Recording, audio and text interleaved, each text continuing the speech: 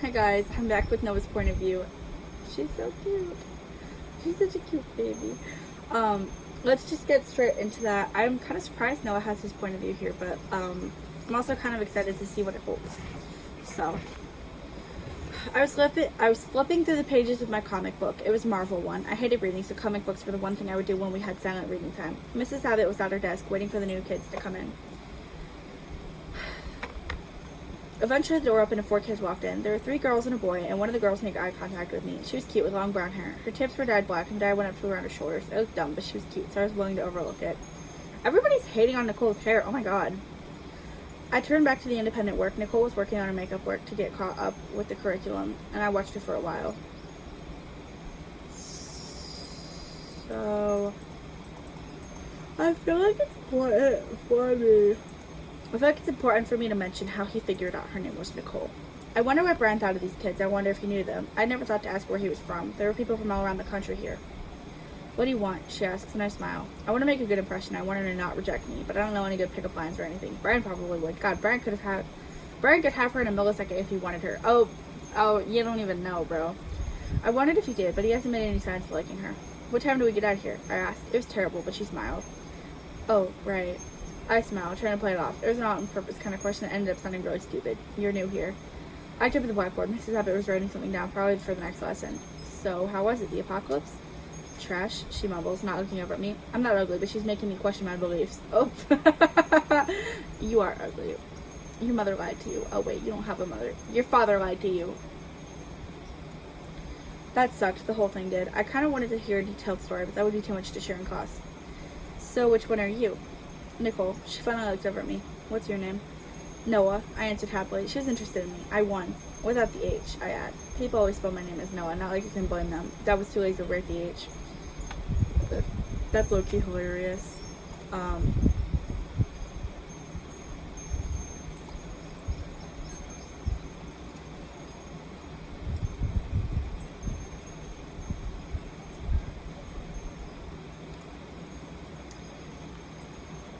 We talked about uncommon ways to spell our names, and she told me her dad was claiming to be dead.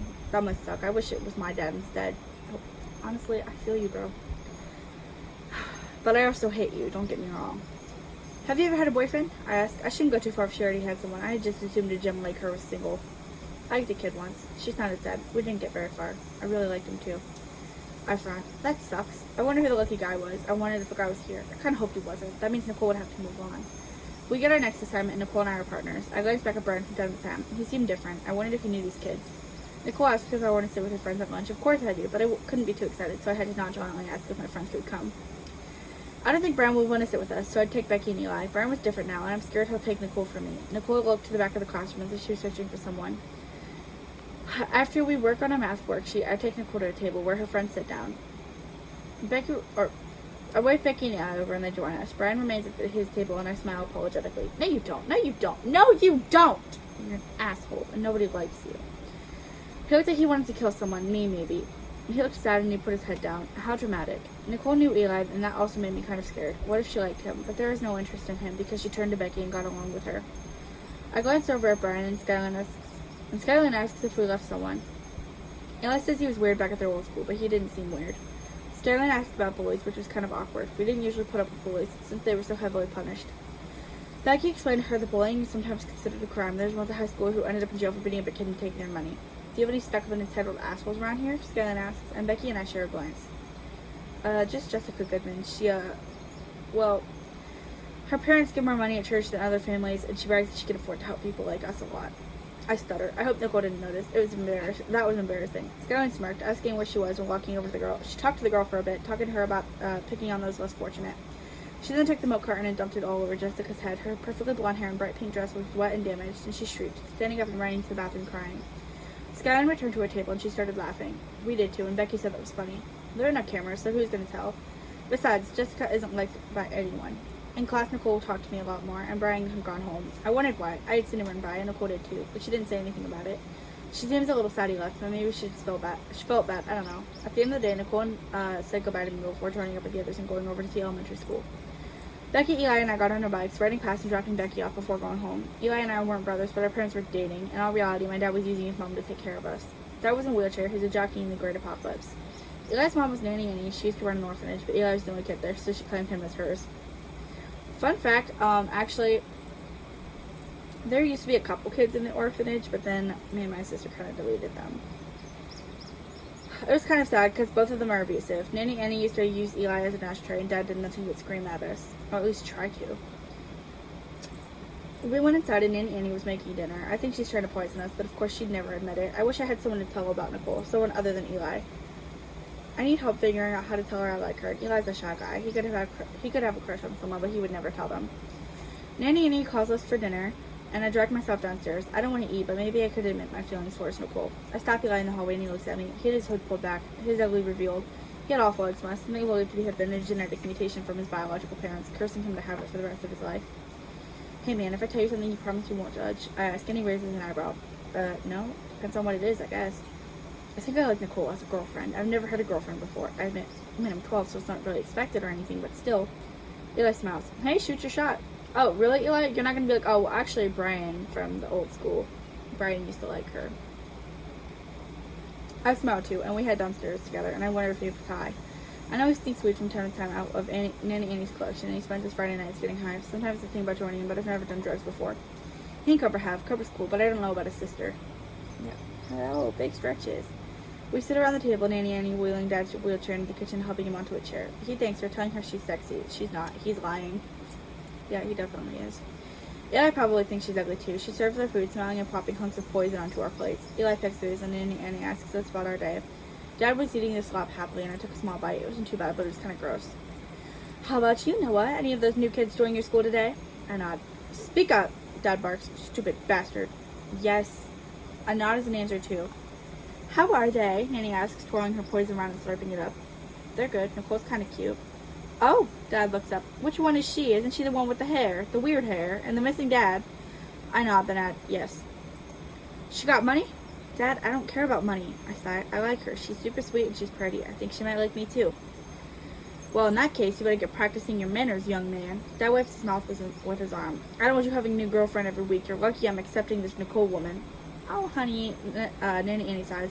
Give the boys a chance. They're at that age. Eli, did you see anyone cute? He shrugs and Dad yells at him too. I don't know. Ellie's kind of cute, but I don't know. Well, if you find a girl, let us know. Nanny Annie puts on a fake smile, and I resist the urge to roll my eyes. Like I'm going to continue telling them anything. Maybe I should have kept my mouth shut. Yeah, you definitely should have. So are you guys all friends with Brian then? Nanny asks, finishing her dinner. Or Nanny Annie asks, finishing her dinner. Eli and I share a glance, trying to mentally figure out what to tell her. Unfortunately, I'm the one that has to answer. We didn't really sit with him today. We let him stay at our table. He didn't want to come sit with the new kids. He's shy around new people. I lied. She believed it, and Eli raised an eyebrow. Only I would know if he was terribly shy of new people. I'm sure deep down he hates meeting new people, but I don't know. Everyone here knows everyone, so outsiders are really obvious. This town is the kind where if you grow up here, you stay here. I didn't want to leave when I was older, and I'm sure Nicole didn't either. Oh, I bet she does, actually. Like, she didn't grow up here. After dinner, I go back to my room. It's only Wednesday. Oh. You're doing it again. And I was excited for school to end. Hopefully I could score Nicole before that. No, you can't. I don't know why Dad thinks I need to learn manners. I'm not an evil kind of person or anything. In fact, I'm nicer to women than he is. I lie in my bed, staring at the ceiling, listening for a sound of what Eli might be doing. Of course, he's quiet as a mouse. I never hear him. We hide in our rooms. It usually gets us out of the abuse from the adults. They're supposed to protect us, not hurt us. I'd gone to Brian's house a lot to escape this place, too. We had once invited Eli. Eli was fine here, apparently. Maybe mentally, but if he didn't start getting out of here from time to time, he would be screwed. I wished he would be okay, but I didn't really know what I could do for him.